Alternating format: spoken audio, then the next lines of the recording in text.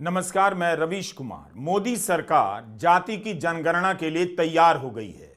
तमाम तरह की उच्च स्तरीय बैठकों के हवाले से गोदी मीडिया समा बांधने में लगा था कि कोई बड़ा फैसला आने वाला है। पाकिस्तान को जवाब देने के लिए बड़े फैसले की तैयारी हो रही है और फैसला आया वो जो मूल रूप से विपक्ष का मुद्दा है। क्या आपको याद है कि महाराष्ट्र के चुनाव में प्रधानमंत्री नरेंद्र मोदी ने एक है तो सेफ है का नारा क्यों दिया था?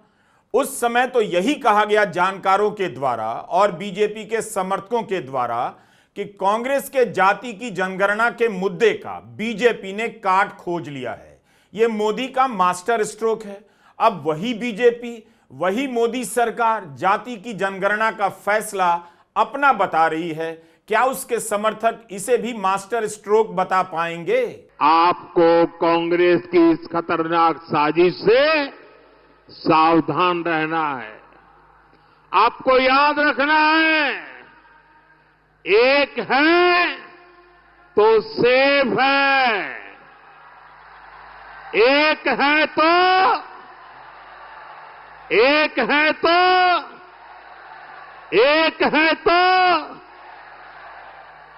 है तो सेफ है। क्या कहा गया था इसके बारे में? यही ना कि जाति की जनगणना का जवाब है। ठीक है कि बीजेपी ने कभी स्पष्ट रूप से इस मुद्दे का विरोध नहीं किया, लेकिन उसे जाति की जनगणना कराने का पूरा अवसर मिला, उसने तब भी नहीं किया। तो अब क्यों यह फैसला लिया गया?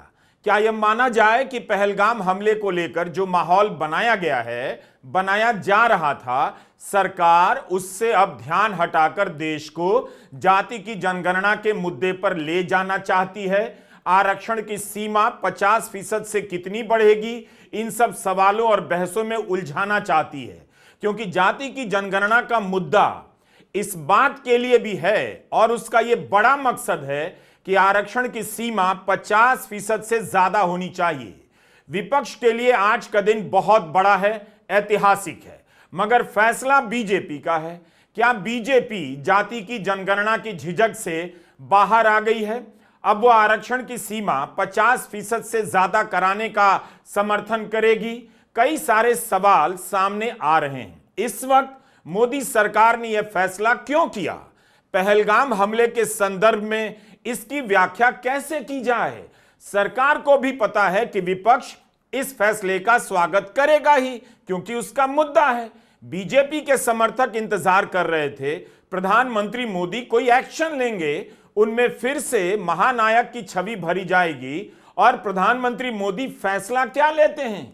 वो फैसला जिसका संबंध राहुल गांधी से है। राहुल गांधी संसद के भीतर, संसद के बाहर, देश के किसी भी कोने में अपना भाषण जाति की जनगणना को लेकर ही देते हैं। विदेश के दौरे पर भी उनका भाषण जाति की जनगणना से भरा होता है। ब्राउन यूनिवर्सिटी के कार्यक्रम में भी राहुल गांधी ने इसकी बात की। ठीक है कि तेजस्वी यादव ने भी इस मुद्दे को उठाया। नीतीश कुमार के साथ गठबंधन में रहते हुए थोड़े समय में ही जाति की जनगणना करने वाला राज्य बिहार बना। उस समय तेजस्वी दिन रात इसे प्रमुख रूप से उठाते थे, दबाव बनाते थे, लेकिन राहुल गांधी इस मुद्दे को राष्ट्रीय और अंतर्राष्ट्रीय स्तर पर ले गए। कर्नाटका में कांग्रेस की सरकार ने जाति की जनगणना कराई है। तेलंगाना में भी जाति की जनगणना हो चुकी है। नवंबर 2024 में शुरू हुई इस जनगणना में 50 दिन का समय लगा। 3.5 करोड़ से अधिक लोगों का सर्वे हुआ है। इस जनगणना की पद्धतियों और गुणवत्ता पर सवाल उठाए जा रहे हैं, मगर इसे तेलंगाना सरकार कैबिनेट मंजूरी मिल चुकी है। राहुल गांधी बार बार कहते रहे हैं कि कास्ट सेंसस भारत का एक्सरे है। ओबीसी कितने हैं, बाकी वर्ग के लोग कितने हैं, जब ये सब आंकड़े सामने आएंगे तभी देश सबकी भागीदारी देकर आगे बढ़ पाएगा। जिस मुद्दे का चेहरा राहुल गांधी बन चुके हैं, आखिर मोदी सरकार ने उस पर पहलगाम आतंकी हमले के बीच में क्यों मुहर लगाई है? Political equality will be destroyed, ये अंबेडकर जी के शब्द हैं और आज ये बात सबके सामने है। पॉलिटिकल इक्वालिटी जो थी वो खत्म हो गई है। हिंदुस्तान के सारे इंस्टीट्यूशंस कैप्चर कर लिए गए हैं। सोशल इक्वालिटी नहीं रही, फाइनेंशियल इकोनॉमिक इक्वालिटी नहीं रही। इसीलिए हमारा अगला कदम जाति जनगणना होगा।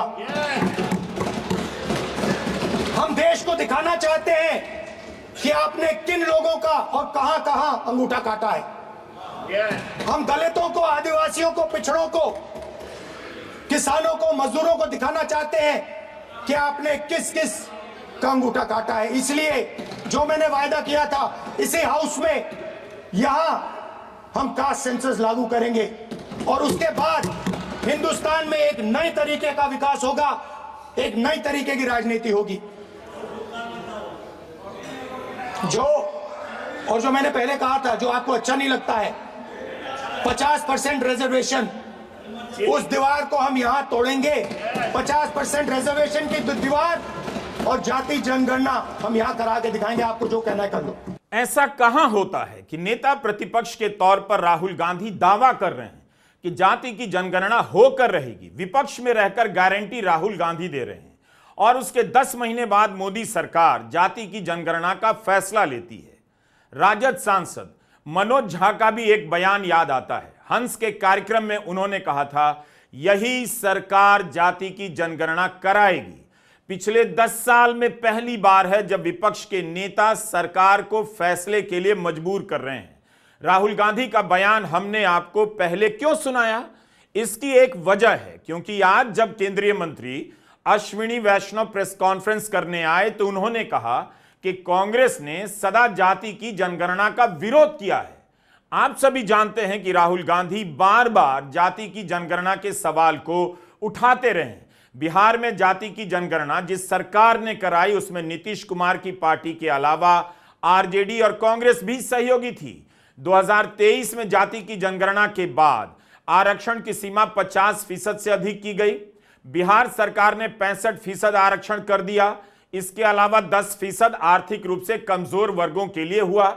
यही नहीं, कांग्रेस की कर्नाटक सरकार ने जाति की जनगणना का काम पूरा कर लिया है। तो अब अश्विनी वैष्णव के कहने का क्या मतलब है कि कांग्रेस हमेशा से विरोध में रही है? वो ये बात कैसे कह सकते हैं? साथियों, आप सब जानते हैं कि कांग्रेस की सरकारों ने आज तक जाति जनगणना का विरोध किया है। आजादी की बाद की सभी जनगणनाओं में जातियों की जनगणना नहीं की गई। 1947 के बाद से अगर देखें, वर्ष 2010 में तत्कालीन प्रधानमंत्री दिवंगत डॉक्टर मनमोहन सिंह जी ने लोकसभा में आश्वासन दिया था कि जाति जनगणना पर कैबिनेट में विचार किया जाएगा। तत्पश्चात एक मंत्रिमंडल समूह का भी गठन किया गया था, ग्रुप ऑफ मिनिस्टर्स, जिसमें अधिकांश राजनीतिक दलों ने जाति आधारित जनगणना की संस्तुति की थी। इसके बावजूद कांग्रेस की सरकार ने जाति जनगणना के बजाय एक सर्वे कराना ही उचित समझा। गजब है, कांग्रेस के एजेंडे को मोदी सरकार स्वीकार कर रही है और कांग्रेस पर ही तोहमत से प्रेस कॉन्फ्रेंस शुरू की जा रही है कि कांग्रेस ने जाति की गणना का विरोध किया। खुद भी बता रहे हैं कि दबाव में मनमोहन सिंह सरकार ने कराया, तो आपने उन आंकड़ों को जारी क्यों नहीं किया? 2011 की जाति की जनगणना में सामाजिक आर्थिक सर्वेक्षण हुआ था, उसका ही डेटा आपने क्यों नहीं जारी किया?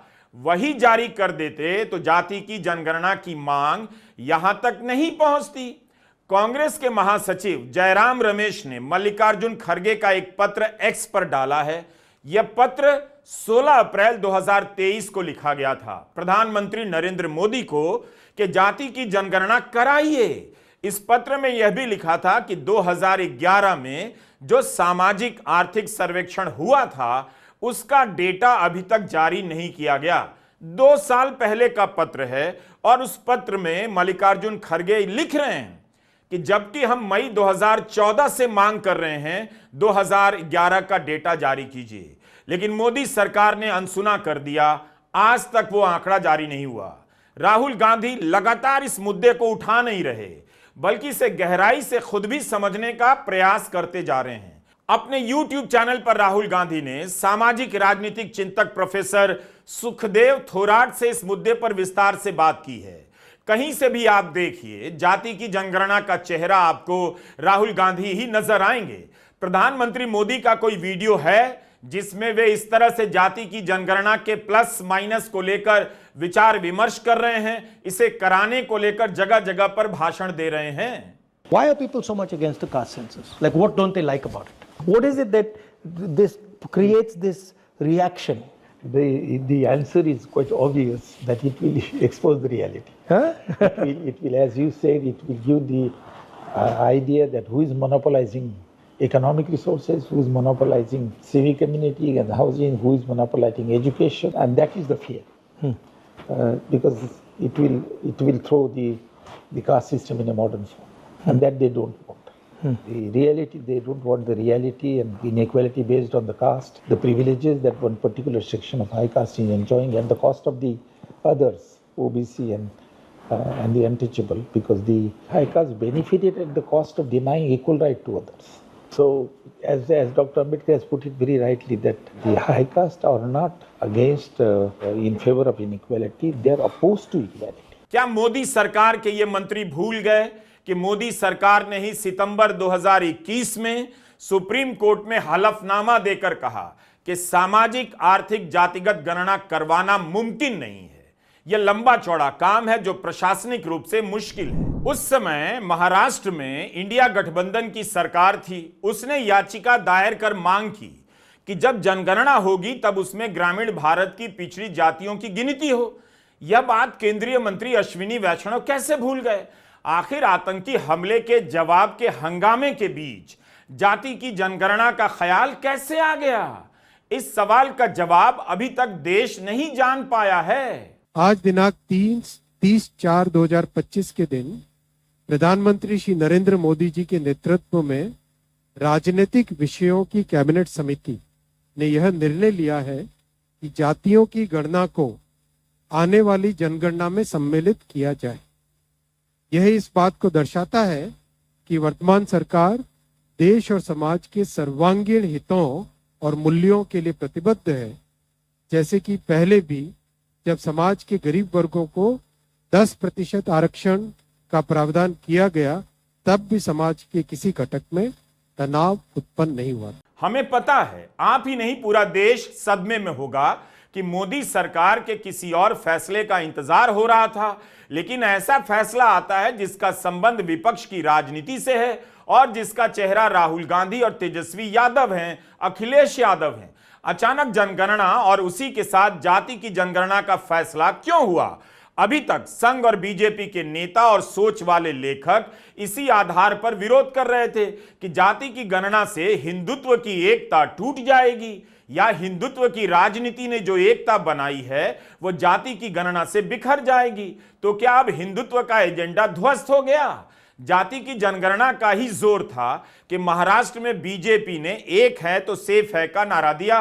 प्रधानमंत्री मोदी ने तब कहा था कि ओबीसी की एकता को चकनाचूर कर देने का कांग्रेस का इरादा है। क्या यह जाति की जनगणना का विरोध नहीं था? एक है तो नेक है, एक है तो सेफ है, और बटे थे तो कटे थे।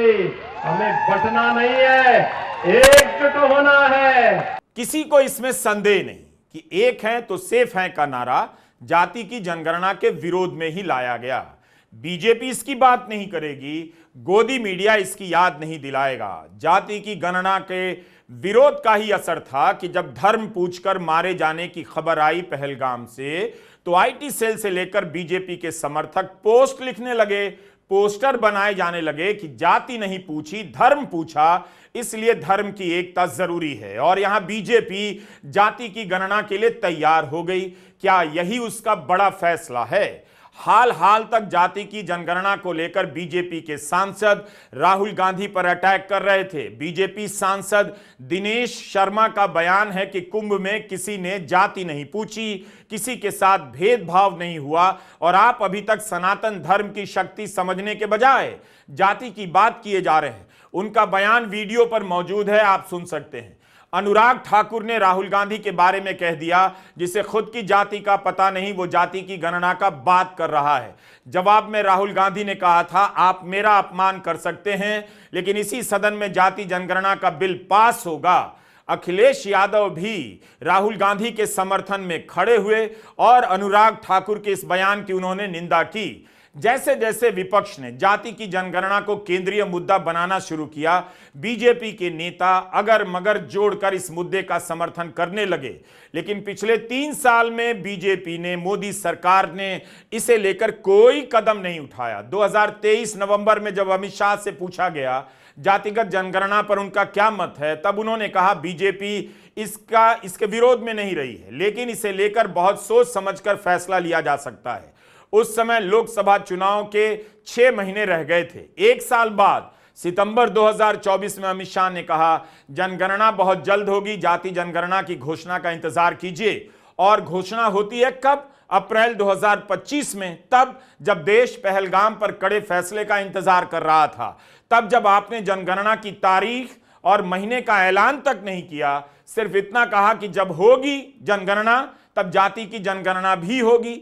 इसकी घोषणा करनी थी तो आपको बताना था जनगणना कब से होगी, जो 2020 में ही हो जानी चाहिए थी।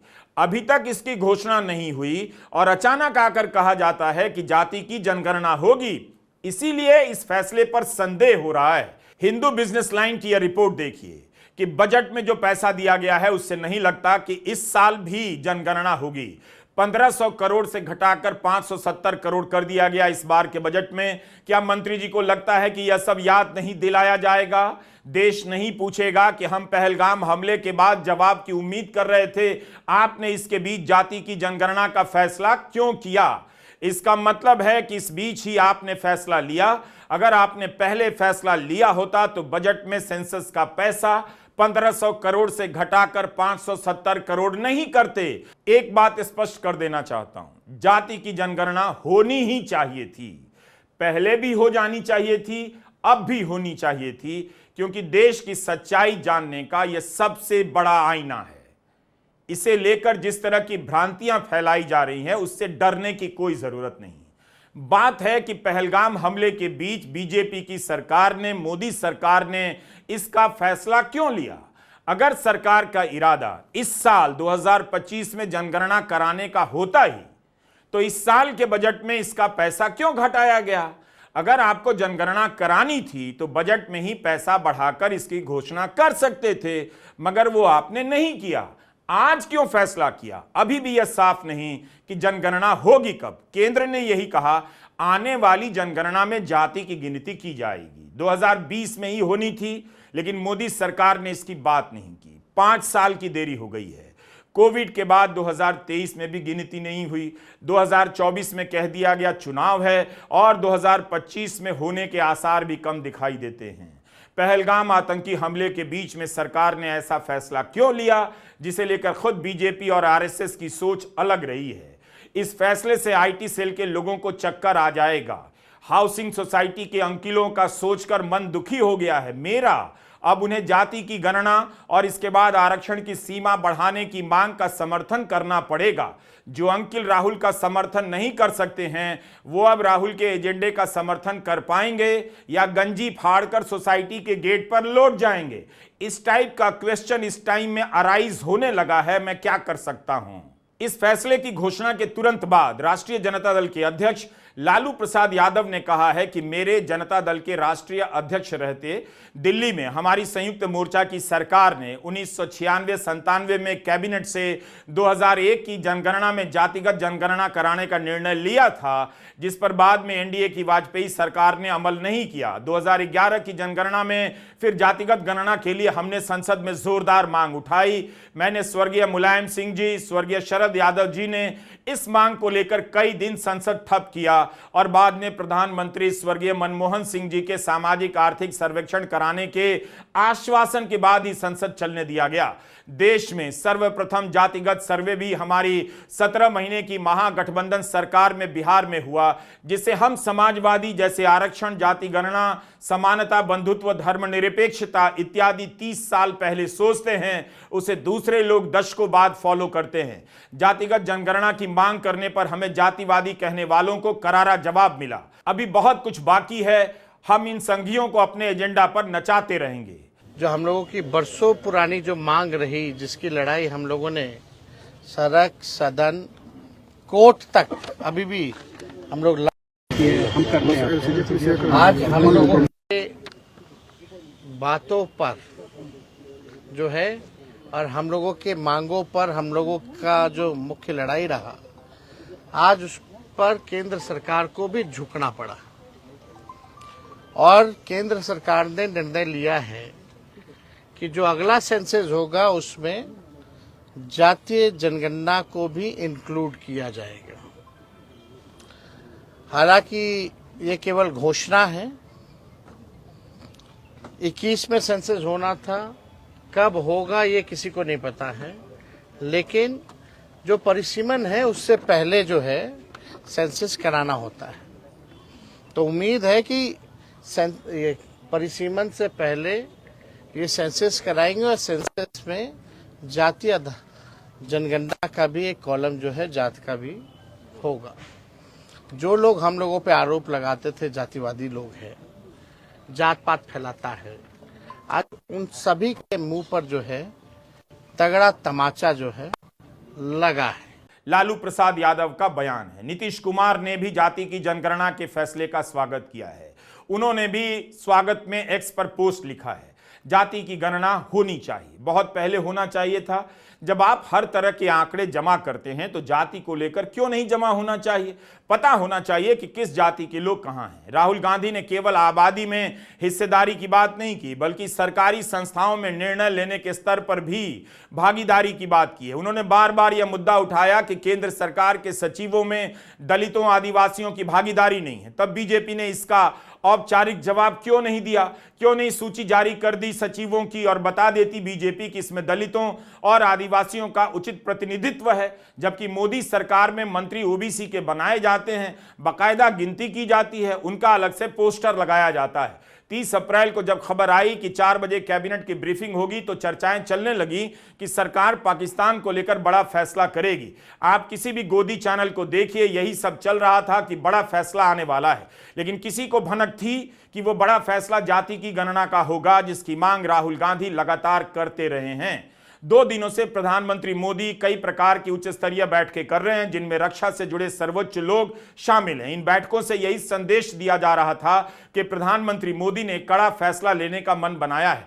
कोई आधिकारिक जानकारी नहीं, लेकिन सूत्रों के हवाले से चैनलों के पर्दे भर दिए गए। बैठकों के स्तर के बारे में बताया जाने लगा कि सुरक्षा मामलों की कैबिनेट से बड़ी होती है राजनीतिक मामलों की कैबिनेट की बैठक। 2019 के पुलवामा हमले के बाद सीसीपीए की बैठक हो रही है, सहयोगी दल के मंत्री आ रहे हैं, तो क्या किसी को भनक नहीं थी कि यह बैठक जाति की जनगणना को लेकर हो रही है, जिसकी मांग विपक्ष करता रहा है, जिसके बारे में नेता प्रतिपक्ष बनने के साथ राहुल गांधी ने साफ साफ कहा कि जाति की जनगणना होगी और करनी पड़ेगी। 2019 से 2025 आ गया, अप्रैल भी बीत गया, बीजेपी ने जाति की जनगणना का फैसला तब तक नहीं किया। अव्वल तो जनगणना ही नहीं कराई गई। 2024 के बाद भी बीजेपी समर्थन और विरोध के बयान देती रही। आज जब आप पहलगाम को लेकर बहस में उलझे थे, लेकिन अब बहस का गेर बदला जा चुका है। अगर यही फैसला आतंकी हमलों के तुरंत बाद मनमोहन सिंह की सरकार ने या राहुल गांधी की सरकार ने लिया होता तो बीजेपी सड़क पर उतर गई होती कि देश को बांटने का काम तब किया गया जब देश को एकजुट रखना था। जाति का सर्वे करा रहे हैं और यहां सुरक्षा दांव पर लगी है। बीजेपी कैसे इतनी आसानी से पलट जाती है? क्या इसलिए कि उसका मतदाता या समर्थक यह सब नहीं देखता है? क्या उन्हें इसका मतलब समझ भी आ रहा है कि मोदी सरकार ने जाति की गणना का फैसला क्यों लिया? उन्हें रवीश कुमार ऑफिशियल ही देखते रहना चाहिए। नमस्कार, मैं रवीश कुमार।